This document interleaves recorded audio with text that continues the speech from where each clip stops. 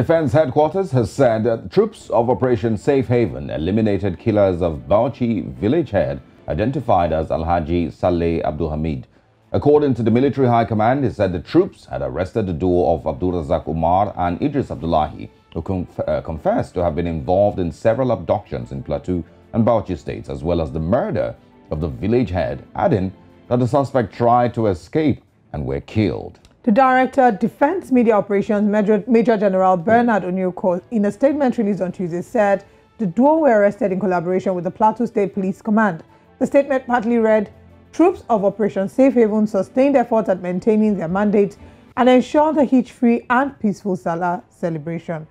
This is somewhat good news in the sense that we're reducing the number of people who are causing mayhem, but Bauchi in particular has suffered.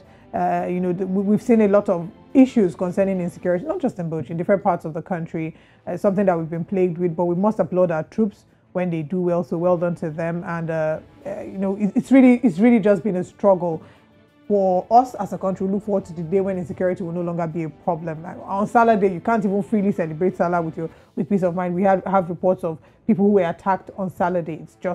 It's a very uncomfortable conversation. Yeah, might sound like, I agree, but I think it's also a good place to quickly mention, and I understand how a lot of people may have thrown away these laws and the regard for certain things or things like this because of how, interested we are in the fight against insecurity. But the rules of engagement must always be observed. It's easy for the army to, put out a statement saying that they tried to escape and both of them were killed.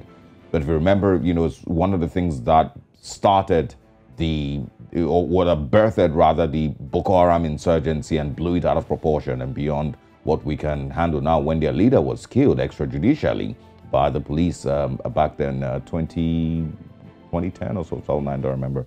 And so, the Nigerian army, of course, if you have also followed the news in the last couple of years, have also been questioned a lot with regards to extrajudicial killings. They've always said that they respect, human rights and whatnot. But they have been questioned, and these are some of the things that always happen every now and then that brings back those questions. It should not be too much of a hassle for the Nigerian army, one of the greatest armies in Africa and maybe in the world, to be able to arrest, criminal elements and prosecute them. These stories of how they try to escape, and how both of them tried to escape at the same time, both of them were killed. A lot of times, Nigerians do not necessarily believe it, but a lot of people, like I said, have become desensitized to, these aspects of the criminal justice system. And as long as these people have been alleged to have committed such gruesome crimes, a lot of Nigerians don't care. But still, it should be mentioned that criminals should be arrested, they should be prosecuted, and they should be sent.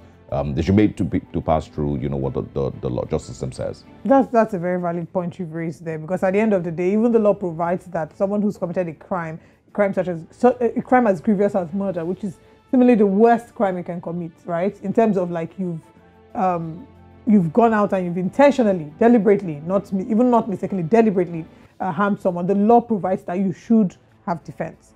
So you've raised a very valid angle. Extrajudicial killings is also something that we've struggled with. And we certainly do hope that structures are put in place to combat insecurity and then do it the right way. Because that's what births a lot of this. When we're talking about NSAS in the past year, these are some of the conversations. Taking the law into your hands, because at the end of the day, people would revolt and they will fight.